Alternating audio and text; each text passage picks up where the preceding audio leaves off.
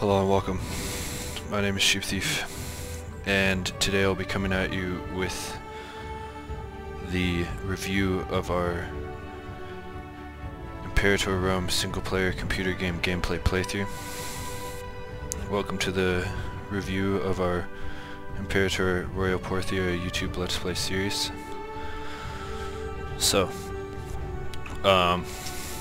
this is the screen, the end screen. As it says, the Parthian people are to be lauded by the gods themselves, having built an empire surpassing even that of Alexander. History shall look back on us not merely as conquerors, but as bringers of civilization and truth to all parts of the globe. So, one second.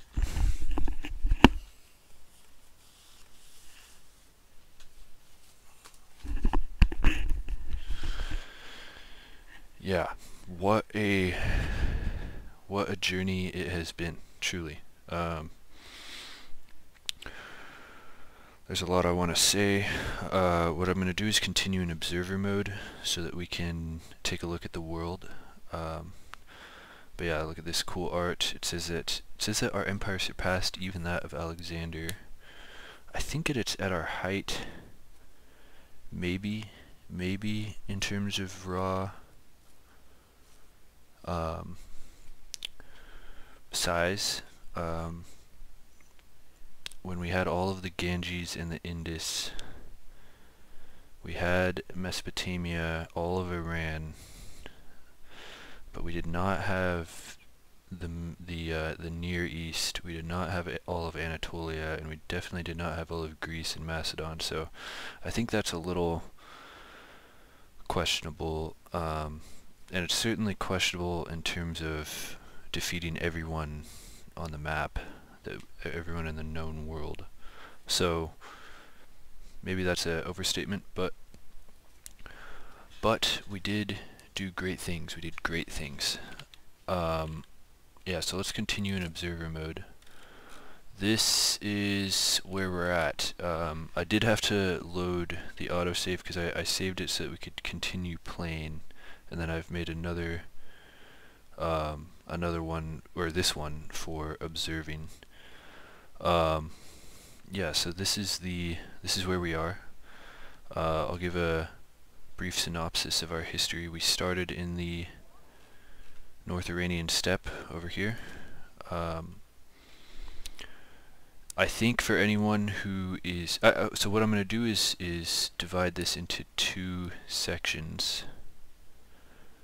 Well, we'll have our brief introduction where I go over what happened from what I can recall. I wish there was a way to see like a replay of the game in fast-forwarded mode or something to see how we grew and see what was going on throughout the game. I don't think that exists. If that's true, if you can do that, then let me know, because that'd be really cool. But we'll have an introductory section where I sort of talk about what happened, and then I'll talk about basically the tips that I would have for anyone trying to do Parthia, because it's, I would say, one of the more difficult things to do in this game is to do Parthia in the proper way. And then the third thing will just be looking at the world, and we might actually switch that up. We might do going over how to do Parthia at the end and look at the world first, because I think that'll be more interesting. So yeah, basic synopsis of what happened is we started as Parthia, which is a North Iranian tribe. We conquered the Xanthians right off the bat, and then the Pisurians, and then we waited for to conquer Sakya at a point where what we were waiting for is for the Seleucids to be weakened by a war, which initially the Seleucids fight against the Antigonids, who are supposed to disappear. As you can see, they persisted throughout the game. The Seleucids get embroiled in a war there, but they're still really powerful, and you can't pounce right then. So you have to wait for that war to be over. But after we set up Pisuria and Xanthia, we waited. And the reason for this is if you go over 50 territories, an event is triggered where you can kill the Basilius, the king of the Seleucids, and then it starts a war where any province that you take switches to your side, and it's a really like micro-intensive, painful process. And then the Seleucids are really powerful, and then on top of that they have Bactria over here, which is a powerful nation that's a vassal of the Seleucids that will hire mercenaries and attack from this direction. So you're not just fighting the Seleucids, you're fighting Bactria as well. So what we did is we waited, and the Seleucids got caught up in a war with Armenia, Atropatene, which are basically the Medians. The name Atropatenia is what the name Azerbaijan, it doesn't sound that similar, but that name comes from Atropatene. So it's this sort of region in here. The Armenians, the Atropatenians, which no longer exist at the end of the game, and the Cappadocians formed an alliance and attacked the Seleucids, and it was a pretty long war that seemed to be weakening the Seleucids. So we conquered Sakia, formed the Dahe, and then right as it ended, we got the event, and we started the war, and we took a lot of the Seleucids, but for a long time the Seleucids were still in Assyria in here, and they had territory over here, and they still had sort of territory in the middle of Iran over here as well. Khwarezmia in here was our ally. This is the region of Khwarezmia or Kharesmia. It still bears that name today, I believe. Although now it's part of one of the stand countries in there. I'm not quite sure which one. And they actually ended up in this game getting relocated in here, and they were our ally, and we guaranteed them, and so the presence of Khwarezmia there is tolerated. Everything else that isn't purple, that isn't in the Himalayas in here, was supposed to be Parthia, but we'll get to that. So we defeat the Seleucids, we take most of the major cities, and then the problem with that kind of war is you get tons of aggressive expansion. So there's a period where you had to put down revolts, but then right as that was happening, we got attacked from both the west, from the Ptolemies in Egypt, and our arch enemies, Morea. So at that point, Morea controls pretty much all of India. Sometimes they have some vassals in here, but usually they don't.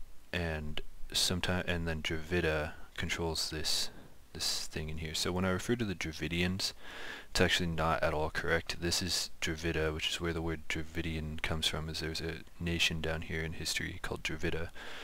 And Dravidian is Dravidian is basically a southern Indian.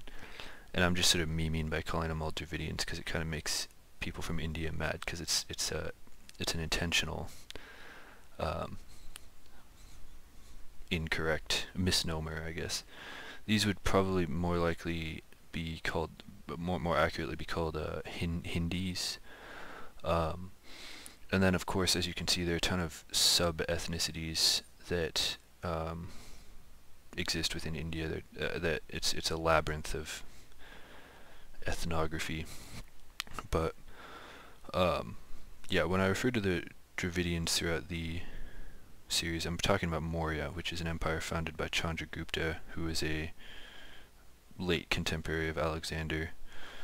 It was a powerful empire at the time. So Maurya and Egypt attacked us right as we concluded our war with the Seleucids, and they took territory in here, and Maurya for a large portion of the game controlled much of Bactria all the way into here. They're pressing into this region in here. There was a nation in here, and I'm trying to remember what it was called, that was acting as a buffer, but that fell. And so we lost some territory to Maurya. We defeated Egypt, and then there were a few attacks from Armenia and Atropatene, along with some revolts. And then we were really behind on research, but we'll talk more about that in my tips for Parthia. So then we basically prepared for dealing with the Mauryans. Now the trouble with fighting the Mauryans is that they can raise these giant levies. They completely unrealistically, in this game, Maurya is able to send 500,000 troops along multiple paths through the Hindu Kush, through Afghanistan in the middle of winter without any problems. Now, of course, historically that would be impossible. I think that today, with modern armies and technologies, it would be difficult for even a very advanced state like India or even the US or like very powerful militaries to conduct an invasion through these mountains without suffering attrition. But in this game they are able to do that. So fighting Moria is very difficult. And basically the rest of the game was setting up for trying to conquer Moria. Now, I did not realize that you can... Oh, I can't open the technology tab. There's a technology that allows you to initiate a war that's the same as the Seleucid war that we had. And that's how you're supposed to take large stretches of territory. What I was doing is inch by inch taking provinces that we had fabricated claims on, and Moria is too big for that. So we spent a large portion of the game basically setting up forts through the mountains and defeating Mauryan doom stacks and pushing through. So eventually we conquered the Indus. We also had to spend some time dealing with the remnants of the Seleucids, which were a threat. They ended up here, they were down here, they were in the middle of here, they were sort of down in here. I think this is the final remnant. Now they're the Persian Empire. I can't... It's a city-state. Okay, so this is the final remnant of the Seleucids. We got them down to this island, but we couldn't get across because they had a big fleet.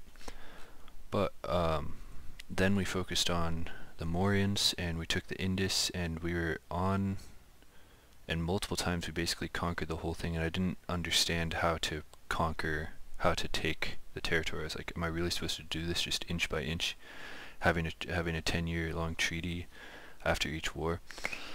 So, whatever. But we took the Indus, we took large stretches in here, and then we conducted our grand invasion, which you can see the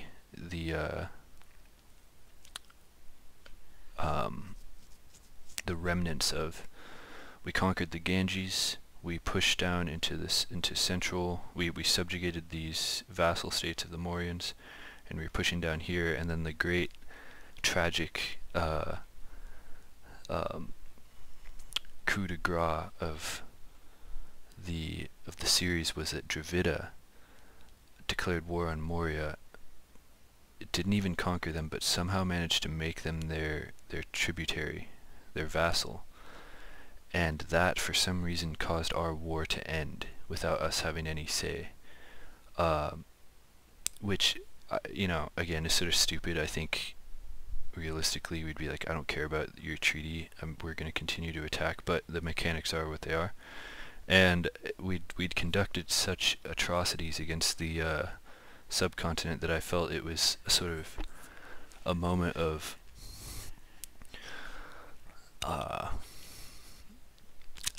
there was a sort of tragic irony to the whole thing. The Dravidians got the last laugh in the end. The true Dravidians ended up completely debating me really hard. So yeah, it is what it is. In retrospect, I would have declared war on Dravida because I had a casus belli, but I thought I still had time because I just wasn't expecting the, you know, in no way could I have predicted that the mechanics would work that way. But so be it. And then when that happened, we enslaved the Magadhans, which are a subculture of the Hindu culture, the Indian culture, and then that caused revolts to pop up. So what you're seeing here is basically the Parthian Empire, probably during a period of decline, where the revolts are just insane. Like, I mean, if we look at, for some reason we can't click this, which is irritating, but whatever. Yeah, so And then we're basically putting down revolts. These two nations are our vassals. This is not. I think if the game continued to go, we'd be able to get this under control. These are a bunch of small states that if we could get our at the end of our game, our war score was really high. I'm sorry, our AE was really high, but once we got that down, we could take all this back. It wasn't my goal to take over these Tibetan and Himalayan and sort of Tarim Basin regions. This is the Tarim Basin, this is the Himalayas, Tibet's in here. I wanted this to be somewhat free, nor did I want to have to, send any troops into this uninhabitable region.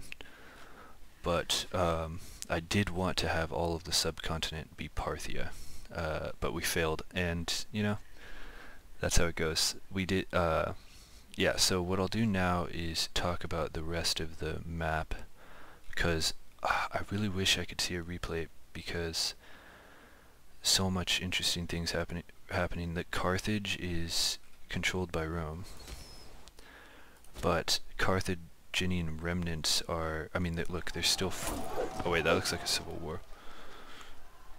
But Rome and Carthage have been fighting non-stop. Sicily is still being contested. The Pyrenees are Carthaginian, but like, what is this?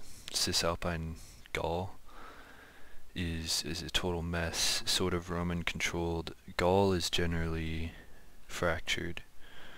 Iberia has been a constant war zone. Every time I looked over here, there's something weird happening. Tons of tribes. Rome has a presence, Carthage has a presence, Nova Carthago has a presence. The sort of Moroccan and Algerian region has remained generally Carthaginian. The other big hot spot is in here in Asia Minor. There's just been constant warfare between the Armenians and the Antigonids, who are supposed to be gone early on in the game, have persisted.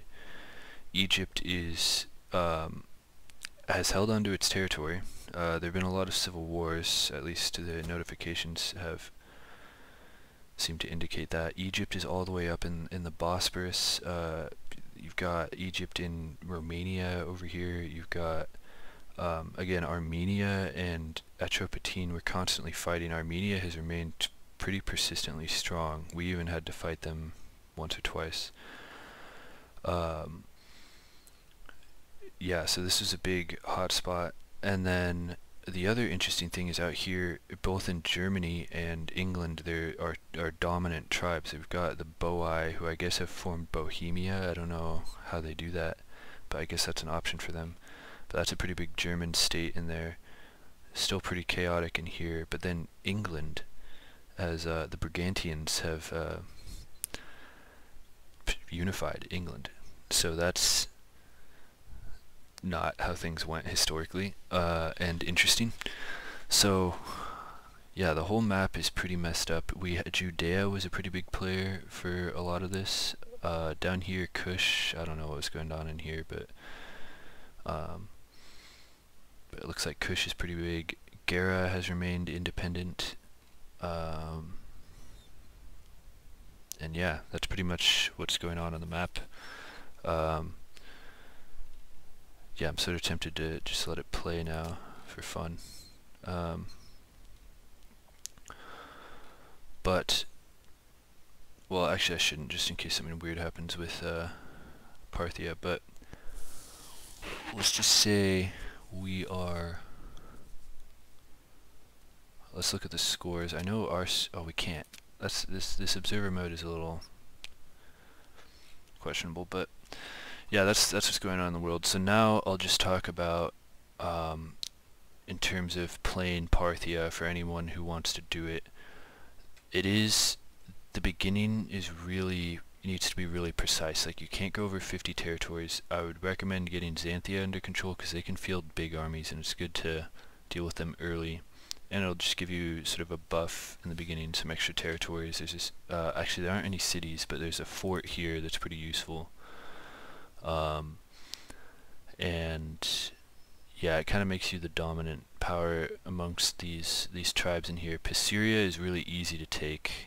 So you take Xanthia, Pisuria, and then save Sakya, and then sit back and wait.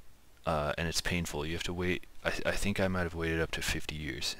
And you get really behind, but it's pretty much the only way to do it.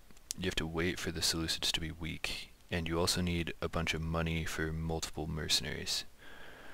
So the next thing you need to do is make sure you get Arsaces, because an event will give you Arsaces, who founds the Arsacid dynasty, which historically was the Parthian dynasty for most of its history. And Arsaces is a high martial commander who comes with a big stack, and you use him to take cities in the Seleucid Empire, and you use that to fund your mercenaries. Each time you sack a city, you'll get a lot of money, hundreds and hundreds of dollars, gold coins, whatever. So use Arsaces to fund that, and then take as much of the Seleucids as you can, especially the populated areas. Like, you want to take Mesopotamia. Mesopotamia is a powerhouse. If you can get Mesopotamia and then assimilate them or integrate them, that's a giant levy that can win you a lot of wars. It's not enough to deal with the Dravidians, aka the Moria, but it's enough to get everything under control. So I'd focus on getting Mesopotamia. There are other populated regions that are good. Like in here, there's a fair amount. Persia is a... It's hard to get in there. Like, it's sort of mountainous, or these weird pathways. But yeah, I'd say focus on Mesopotamia, because it's just a ton of population. And then if you can, you try to take or vassalize Bactria, but I don't think it's that feasible, because your AE will just shoot through the roof if you do that. So I would honestly just try to when you make peace with the Seleucids, try to have Bactria be liberated, because you don't want the Seleucids. If you can get them to release Bactria, that's good.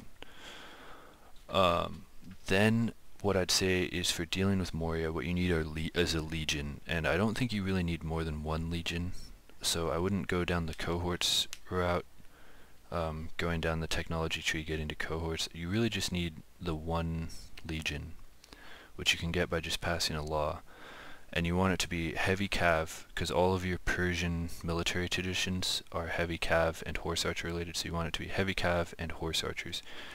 If you can get into India and get a big chunk of populations in here, I would integrate the Magadhan culture, and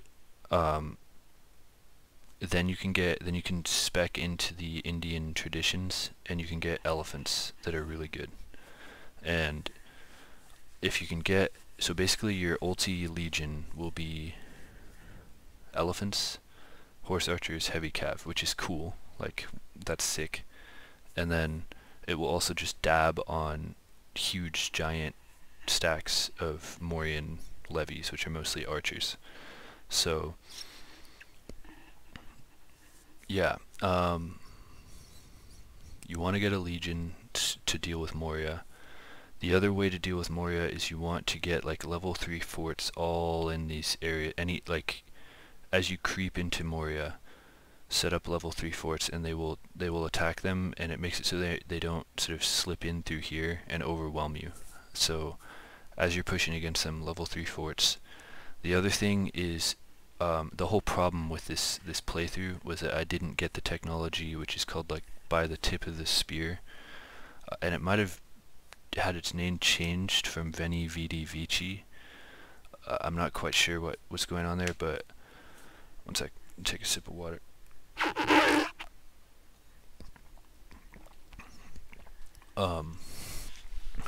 yeah, you want to get that technology that allows you to push to take actual huge stretches of territory in here, because just doing it inch by inch works at first, but when the Morians are down, you want to be able to get as much territory as you can. I would not. I enslaved the Magadans in a rage after the Dravidian deception, but I would not recommend doing that from a pure gameplay perspective. I would integrate the Magadans. They shoot up the levies in here, so you'll get huge levies that can help you. And then of course they help with research. It's just, I would make them citizens if I was trying to just win the game. Yeah, what else? I would... the good thing about another good thing about going down that path to get that by the tip of the spear technology is there's a ton of AE stuff that you can get along the way that'll help your aggressive expansion problems. Another big thing is just to just be aware of your diplomacy stance, your diplomatic stance. As soon as a war's over, switch to appeasing, get your AE down, and everything gets better. You will have to use harsh treatment on a lot of provinces, but I got to a point where I basically wasn't getting rebellions between technologies and harsh treatment. Like it wasn't really a problem for a huge stretch of like the mid to late game. As you can see here, the rebellions are out of control, but my aggressive expansion was like I think it was might have been gone over 100 at the end there, but like way too high. Trying to think what other tips I have. Yeah, the Legion forts when you're creeping on Moria. Integrate Babylonians. You can also integrate Medians. Because they rebel a lot, and that makes them a little happier. And it also gives you another good thing. That's what I did. I don't know if that's the right way to do it. There's the other question of assimilation versus conversion, and basically the TLDR on that is that assimilation is better in the long term, conversion is better in the short term. I went with conversion at first and then sort of switched to assimilation, which is probably not the ideal way to do it. What other tips do I have? I would, in here, you basically have a choice. I actually think, well, let me take that back. You really don't have a choice but to... You have to worry about Moria. If you just leave this flank in here open to Moria, you're going to get attacked and lose territory and get overwhelmed. So you have to push them back or have a really good way of dealing with them before you focus over here. And as you can see, I didn't end up having time to focus over here. But the thing is, in here there are a ton of cultures that are unruly, and it's just constant warfare. And Egypt is big enough to get huge armies on you. These areas are always rebelling anyway. This is a mess over here, so if you're gonna focus over here, it needs to be your whole attention. And so Moria needs to be under control before you do that. I wish I'd gotten into here, maybe all the way up into here and stuff. I'm not sure. A conquest of Egypt would have been crazy, but yeah. Any final things? I feel like I'm forgetting something big.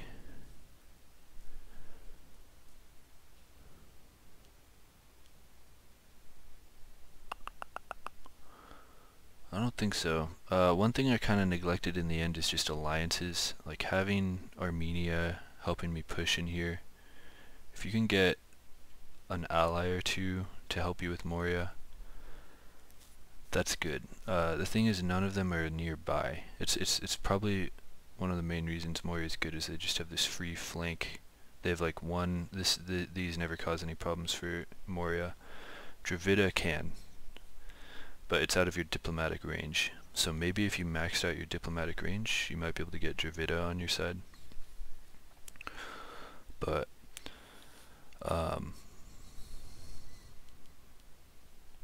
yeah, if I'd sort of wooed Armenia, that would have been really useful in fighting Moria. They'd take them forever to march across, but so be it. Navy, I was sort of wondering if the naval stuff would be useful. I don't really think so. Maybe to conduct some kind of amphibious attack on Egypt, maybe an amphibious attack on Moria, but they usually have like at least 100 ship fleet that can defend against that. So it'd need to be a pretty big navy. But I don't quite understand the naval stuff in this game, so maybe 100 isn't that big. And then other than that, I think that's it. So then what we're gonna do next is the next Imperator game is going to be Gaul. So we're gonna go in here and start as the Arverni in here and form Gaul and see what we can do from there. So I hope you guys are looking forward to it. I'm also reading what's it called, the Gallic commentaries on the Gallic Wars by Julius Caesar, so it'll go well with that. And our goal is basically to just fend off Rome, which will be fun, and then maybe form Gaul, which can take a while. There are a million well, let's take a look at it. But well, before I do that, one final look at the Parthian Empire. We rose from nothing, reached great heights, and then we're looking at potential collapse at the end. But I feel like it is a pretty good rise and fall kind of thing. We killed probably about 2 million Dravidians in the overall scope of things, maybe more. And that's just soldiers. If you somehow wanted to calculate how many deaths there would be from sacking every single city along the Ganges, then you might be able to add to that. Yeah, just a lot of death and destruction in the subcontinent. I'm not going to forget this. This was a glorious playthrough. I'm a little sad to see it go. Maybe we'll let it play, see if anything weird happens. I'm assuming, yes, okay, so the AI just made peace. Oh, that's disgusting. That's disgusting. Anyway, that's pretty much it. I will see you guys in the next one. Long live Royal Parthia.